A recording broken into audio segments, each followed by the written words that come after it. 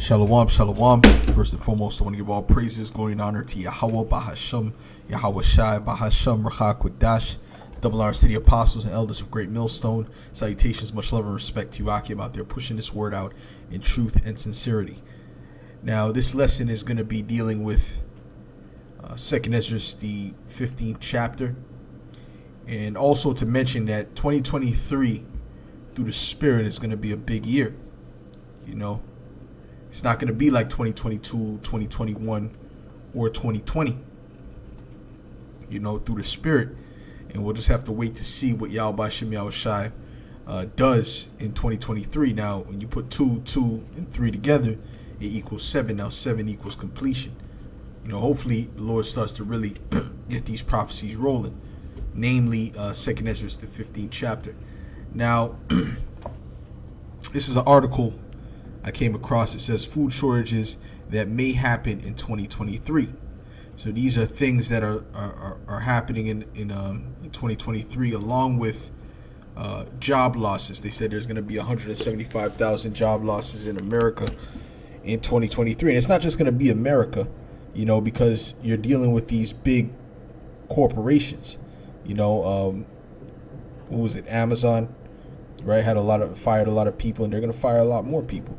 You have who else do you have? You got Facebook is another one that was firing a lot of people. So all of these elites, they're in cahoots together to bring forth this NWO, and part of that is order out of chaos, as we always say.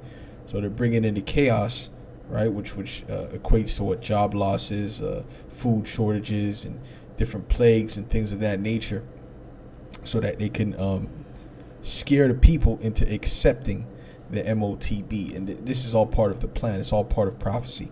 Now, this is Revelations 12. In verse 12, it says, "Therefore rejoice, ye heavens, and ye that dwell in them. Woe to the inhabitants of the earth and of the sea, for the devil is come down unto you, having great wrath, because he knoweth that he hath but a short time." So he knows that his time is almost up. He knows that Yahweh Shai is about to come back. Okay, he sees the chariots, he sees these different things, the Great Awakening, and he's moving quick to establish his NWO. But at the end of the day, it's all in the plans of Yahweh Shem Yahweh Shai. Remember, Esau is his sword on the left-hand side. So when he's coming down with great wrath, it's really the Lord coming down with great wrath. Let's get that.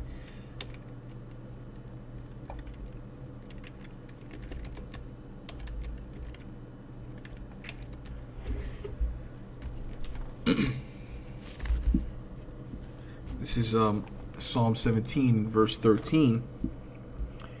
It says, "Arise, O Yahweh, disappoint him, cast him down, deliver my soul from the wicked, which is thy sword."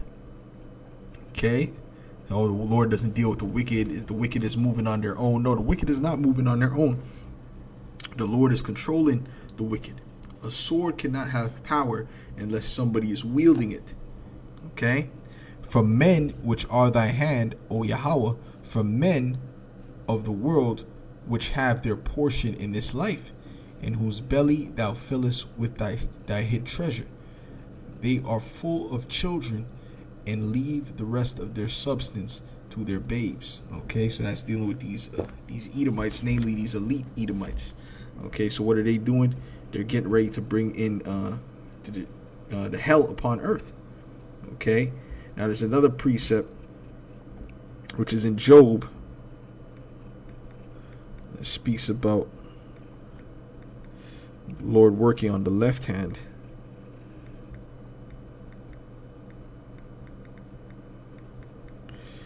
Look it up right now. Yeah, Job 23. Okay.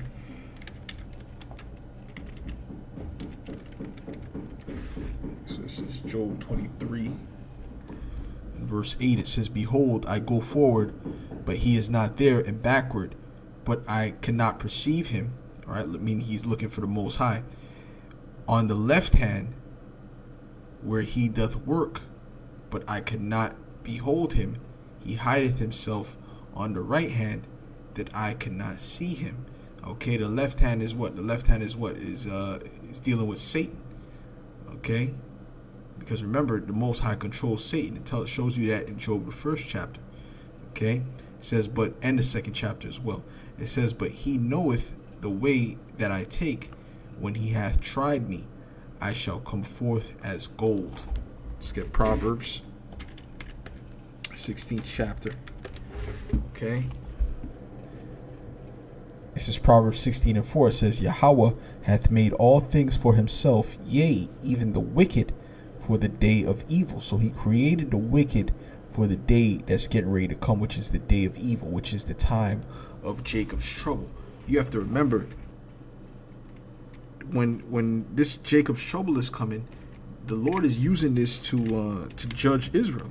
Okay, this is a judgment on Israel, on you Israelites that refuse to turn to him, you wicked Israelites. Okay, so hey, the prophets are only going to be out there for so long. This is Jeremiah 30:7. It says, alas, for that day is great, so that none is like it. It is even the time of Jacob's trouble, but he shall be saved out of it. Who's going to be saved out of it? The elect. It tells you that in Daniel's, the 12th chapter. Let's get that real quick. Daniel's 12. In verse 1, it says, and at that time shall Michael stand up, the great prince which standeth for the children of thy people. And there shall be a time of trouble, such as never was since there was a nation, even to that same time. And at that time thy people shall be delivered, every one that shall be found written in the book. So your people are going to, the ones that are going to be delivered are those that are found written in the book of life. Okay. So everyone else that's not part of that elect number, they're going to get caught up in this destruction from the devil. You know, that sword that the devil is preparing, that, you know, it's really the Most High is giving him the power to use that sword. Isaiah, and that's why Isaiah 59:19 shows you that the Lord is going to protect his elect. This is Isaiah 59:19. It says, so shall they fear the name of Yahweh from the west, and his glory from the rising of the sun. When the enemy shall come in like a flood, the spirit of Yahweh shall lift up a standard against him. Okay, so when their armies and their troops come in, that's what that flood represents. Well, the Most High is going to come in and step in and protect his elect and show them that he's with them, because the things that Esau's coming with and the things that he has not even unleashed on the public yet, it doesn't matter how much guns you have, doesn't matter how much you prep, it's not going to deliver you. Okay, it's not going to deliver you. Like, I was watching the show Utopia, you know, shout out to the brother Ama1, the beloved brother Ama1. You know, he put me onto that show, and and basically there's a scene where the one of the guys pulled up, you know, in the guy's bunker, right? And these guys came to, like, basically to kill him. And this is a spoiler alert, kind of. And he saw the guy was a prepper. He had all the food lined up, and he said, "You preppers are hilarious. You think that at the end of the world that some string beans is going to deliver you?" He said, "So string beans are not going to deliver anyone in that time." You know, basically, he was telling them that he has no clue what's getting ready to happen, and that's the truth, man. Okay. You can prep all you want, but if Yahweh Shem Shai is not with you, there's no deliverance from these things, man. Esau has robotic warriors, man, that are set up to kill target, that can find your heartbeat, you know, right? He has these little devices that can go into the under a door in a keyhole and find your heart pulse and go right through your heart. They have all kind of devices. Esau is constantly meditating on building weaponry, and because that's what he's good at. That's his gift, is creating weaponry for the purpose of destruction. His gift is not to bring peace on the earth. His gift is to bring destruction on the earth. Matter of fact, let me get Revelations, man. Let's get Revelations, man. I don't know what you people think this man is here for. He's here to bring destruction. This is Revelation 6 and verse 4. It says, and there went out another horse that was red. Okay, the red horse represents the Edomites. Okay, the word Edom means red. Okay, when you look at them, they're not so-called white, they're red. All right, and that's because the blood shows forth through their skin. It says, and power was given to him that sat thereon to take peace from the earth. See, so Esau, who's sitting on that red horse, his power was to what? To take peace from the earth, and that they should kill one another. And there was given unto him a great sword. And that's going back to the blessing that Isaac gave to Esau. He said, what? By thy sword shalt thou live. And that's how he lives. He weaponizes everything. He weaponizes food. He weaponizes the air. He weaponizes the water. Okay, the entertainment. Everything. The woman. He weaponizes everything. Okay, straight up. All right. It says, and when he had opened the third seal, I heard the third beast say, come and see. And I beheld, and lo, a black horse, and he that sat on him had a pair of balances in his hand. Okay, now the black horse, right? The word black, right? This is why we tell you, Jake, stop calling yourself black. We're not black. We're different shades of black, brown. This is when you put black before something, it's a negative connotation. Okay, like you say a black cloud, you know, or a black cat, whatever that is associated with witchcraft. These things have negative connotations to it. That's why Esau called you black and called himself white, which they're not. Okay, we're Israelites. Okay, that's what you should be calling yourself. I want to make that point, but this black horse, it says, and he that sat on him had a pair of balances in his hand. So now the balances represent what? Judgment. Okay, because what's getting ready to come forth through that red horse, through the power structure of that red horse, is great judgment. Okay, even now, based upon that juice alone, you got 13% excess deaths in the world. And this is just the beginning. Okay, they say those things that are in them, it's growing. It just continues to grow. So, hey man, I had a particular family member that had to go to the Dracula's laboratory because of one of those, Jamaican curse words. Okay? And I made sure, I said, listen, you know what that's from, right? Because I've been told you know what that's from, right? So I had to anoint him, and things of that nature. So, hey, so these are the things that are getting ready to happen and getting ready to increase in the earth. And we haven't seen nothing yet. We haven't even seen the beginning. You see, these people haven't seen people drop dead right in front of them. They haven't seen dead bodies piled up in the streets. And the scriptures say that the body shall be as dung upon the earth. Matter of fact, I'm going to get that. Give me a second. Let me get that. Give me a second.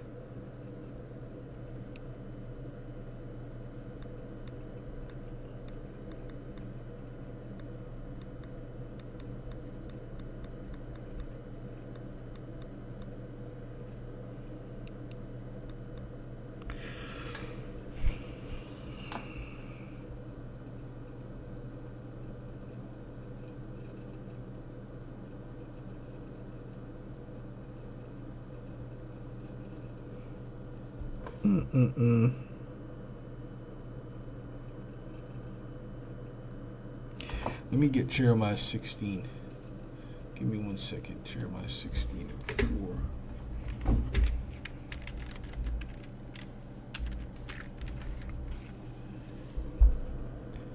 Jeremiah 16 and 4. It says, They shall die of grievous deaths. They shall not be lamented, neither shall they be buried, but they shall be as dung upon the face of the earth. Okay, when you have people just dropping dead left and right, and it's just like, it's just like a pile of bodies outside, so to speak. Let's say, I don't know, let's put a number on it. Say millions of people in your city just dropping dead. At that point, there's not going to be any burials. There's going to be those FEMA caskets, which are like plastic caskets, and they're just going to dump them in there, if anything, if that. But it's going to get to a point where, as it says here, neither shall they be buried. So they're just going to be there. Okay? And dead bodies just laid out like that cause diseases in itself. Okay? But they shall be as dung upon the face of the earth, and it's going to have a real wicked stench, man. Okay? And they shall be consumed by the sword and by famine, and their carcasses shall be meat for the fowls of heaven and for the beasts of the earth. Okay? And yeah, them animals are going to come out, start devouring those bodies. As they're devouring those bodies, they're getting a taste for that human flesh as well. So listen, the Lord has a great setup for these people, man. A great setup. Okay, so anyways, the black horse and the balances represent judgment. And I heard a voice in the midst of the four beasts say, a measure of wheat for a penny, and 3 measures of barley for a penny. Now the penny, we always go into it, that goes back to the Roman denarius, which was a day's wages in the Roman Empire. And a measure of wheat is just enough for one meal for a man to barely satisfy himself. Okay? That's what that represents, and that's what you can buy with a day's wages in the time to come. Basically, that's where it's going to. That's called hyperinflation. Okay? So you're going to have a situation of hyperinflation, and you're also going to have a situation of shortages. Okay? And see thou hurt not the oil and the wine, which is what? The wisdom, knowledge, and understanding. See, because the men of the Lord, we're going to have that stability based upon the wisdom, knowledge, and understanding. And when he had opened the 4th seal, I heard the voice of the 4th beast say, come and see. And I looked, and behold, a pale horse, and his name that sat on him was Death. You see, so while that famine hits, well, what's next? Great death. As if there wasn't enough death. And hell, okay, which is a condition. Okay, all right, so these people are going to be catching pure hell in the times to come. Okay, and 2023 could be that year to really kickstart this thing. See, 2020 pushed things forward, but there's going to be more pushes. Okay, there's going to be another push, rather. Okay, that's going to really put things into gear. Okay, don't think lockdowns and things like that is over. No. That was just a test run. Okay, believe me, it's about to get bad. Okay, and power was given unto them over the 4th part of the earth to kill with the sword, and with hunger, and with death, and with the beast of the earth. Beautiful. Now let's get to this article real quick, and then we're going to read 2nd Esdras. So I'm just going to read a bit of it. I'm not going to read too much of it. Okay, it says, in a lot of ways, modern U.S. consumers are spectacularly spoiled. We don't mean to be critical, since the ability to obtain virtually anything you want at any time is fairly great. But the widespread, constant availability of so many products and services has led to an expectation that those items will always be available. And yeah, that's why people in the first world country, they're going to suffer the worst, because they're not used to being without. They're used to looking on Uber Eats and having their meal delivered right to their door in 30 minutes. And if it takes 10 minutes longer than that, they're agitated, they're angry. Yeah, they're spoiled. As a result, even a minor inconvenience can lead to stress and panic sometimes. See what that's the spirit. I didn't even know I was going to say that. Particularly when it comes to our food. Food shortages have always been an unfortunate part of life, but before the toilet paper shortage that coincided with the start of the C-19, pandemic in March 2020, many U.S. citizens had been spared from any seemingly random occurrence. Excuse me. Slovakia. It says many U.S. citizens had been spared from any seemingly random occurrences of sparsely stocked shelves. Of course, 2+ years later, the presence of shortages at the supermarket has become much more common. And between the lingering endemic, worsening sea change, and the ongoing war between Russia and Ukraine, which began in February 2022, anyone hoping for a reprieve, which means a pause, from food shortages in 2023 shouldn't hold their breath. Okay, so it's telling you that these things are just going to continue, and really they're just going to get worse. Okay, and every year the Lord, there's a different spirit. There's a different spirit every year.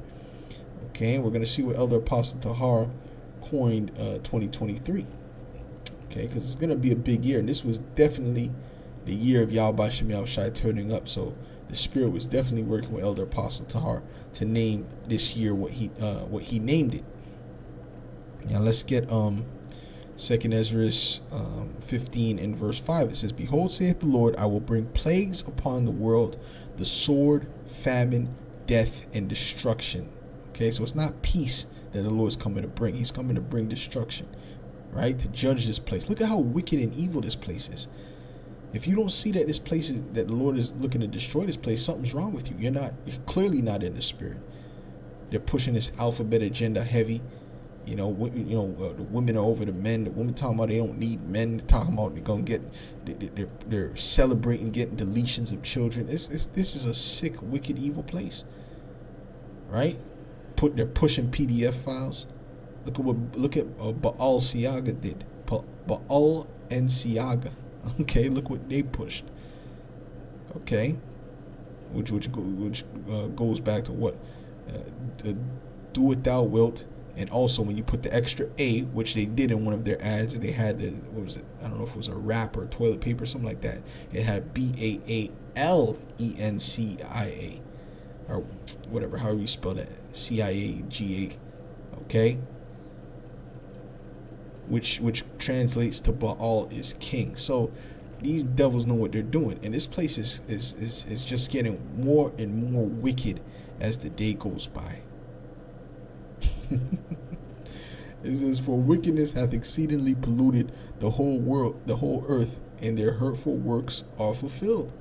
Therefore saith Yahweh, I will hold my tongue no more as touching their wickedness, which they profanely commit, neither will I suffer them in those things in which they wickedly exercise themselves. Behold, the innocent and righteous blood crieth unto me, and the souls of the just complain continually. And therefore saith the Lord, I will surely avenge them, and receive unto me all the innocent blood from among them. Behold, my people is led as a flock to the slaughter. I will not suffer them now to dwell in the land of Egypt." Now, the modern day Egypt is what? We always say it. It's America. Okay, that's the new Egypt. That's the new Sodom. Okay, that's the new Babylon. Okay, it says, "But I will bring them with a mighty hand and a stretched out arm, and smite Egypt with plagues as before." Is he going to smite this? What's going on in Egypt now? There's nothing going on in Egypt. Okay, he's not going to smite Egypt with plagues as before, because no one cares about Egypt. Even if he did, it wouldn't even make the world news that much. It wouldn't even really make the world news as when something happens to America or any of these first world countries, but especially America, because America is the center of the world. That's why you go to the Arab world, all kind of bombings, all kind of people and children getting put to death, but it doesn't. The Western media doesn't even cover it. But when it comes to things happening in America, oh yeah, the whole world is watching. The whole world is covering it. Okay, because that is Babylon the Great, the center of the earth right now. Okay, it says It says, but I will bring them with a mighty hand and a stretched out arm, and smite Egypt with plagues as before, and will destroy all the land thereof. Egypt shall mourn, and the foundations of it shall be smitten with the plague and punishment that the Most High shall bring upon it. They that see, so the plagues of Egypt, that's going to be nothing compared to what the Lord's going to bring to this place. Okay, starting with Babylon the Great. So listen, we haven't seen anything yet. The Lord is just getting started, man. Okay, it says, they that till the ground shall mourn, for their seed shall fail through the blasting and hail. That's speaking about the farmers, right? And they're already mourning now, okay, because the elites are trying to get rid of them, but the Lord is helping them. The Lord is helping the elites, and the Lord is going to bring more hell upon these farmers, man, because the Lord is bringing in the famine. He's the one that's bringing in the beginning stages of the NWO for His purpose, for the purpose of judgment. Okay. It says, and with a fearful consolation, woe to the world and them that dwell therein, for the sword and their destruction draweth nigh, and one people shall stand up to fight against another with swords in their hands. That's going into them civil wars, man. Okay, the scripture says, because iniquity shall abound, the love of many shall wax cold. It says, for there shall be sedition among men, which we know what that means, speaking up or speaking to rise up against the government. They charged the Apostle Paul with that in the scriptures. They charged the Apostle Paul with that, sedition. Okay, and they're trying to charge us with that, and that's one of the things they're going to charge us with as well. It says, in invading one another, they shall not regard their kings nor princes, and the course of their actions shall stand in their power. All right, because they're not going to listen to the government. Okay, and we're not pushing people to do that. We're just telling you what the scriptures say. So this is what's going to happen, because it's prophecy. We never said, let's go to the Capitol building. No, we're not with that. Okay, we just bring out the prophecies and break it down, and that's what's getting ready to happen. Okay, and it's going to come to a point where these government officials, they're not going to be able to just walk outside or go to the park and get some ice cream and wave at the people, take pictures and blah blah blah. No, that's there's going to come a time where they're going to have to be on the run. They're going to have to be on the run and hiding, because the plowman is getting ready to overtake the reaper. Every hand of the labor is going to be upon them. Why? Because they're going to see what they're doing. Right? They already see what they're doing now, but when that starts to affect their family, it starts to affect them eating. Yo, trust me, man. You're going to see, man. You're going to see. Okay? A man shall desire to go into a city and shall not be able. For because of their pride, the city shall be troubled. The houses shall be destroyed, and men shall be afraid. Right? Not going to be able to go into certain places. There's going to be lockdowns. The army is going to be there. All these different things. Like I said, the lockdown was just the prelude, what you saw there. You see what's going on in China. Okay? And them Moabites are stupid, because they're telling them Moabites, they told them Moabites what they're doing with this technology, what they're getting ready to do it. And a lot of Moabites, as much as they are over there wasn't that big of an uproar from what I see. It's like, okay, digital currency, now I can do this and that. But they didn't even register the fact that they were basically putting them in chattel slavery. Okay? That they were going to be watching every single thing that they did. Now they're in that position. Now they're crying. Yo, show you the Moabites are not that's a stupid nation, man. All right? It says, a man shall have no pity upon his neighbor, but shall destroy their houses with the sword and spoil their goods because of the lack of bread and for great tribulation. So when that lack of bread comes, you're going to see the true nature of these people come out, man. Okay? You can stop them from getting clothes and things like that. Okay, they'll just wear the same clothes they have now. You might stop them from, getting gas for a bit, okay? But when you stop them from getting food and water, and things like that, now it's serious. Okay? Now it's serious because they have nothing to lose. All right? So, hey, so these things are getting ready to happen, man. So I just thought I'd go into 2nd Esdras, the 15th chapter a bit, and Lord's will 2023, the Lord turns this thing up because the sooner we get through these things, the sooner Yahweh Shai comes back. So with that, I'll give all praises, glory, and honor to Yahweh, Ba'ashem, Yahweh Shai, Ba'ashem, Rachak, double honors to the apostles and elders of Great Millstone. Salutations. Much love and respect to you, Akim, out there pushing this word out in truth and sincerity. Shalom.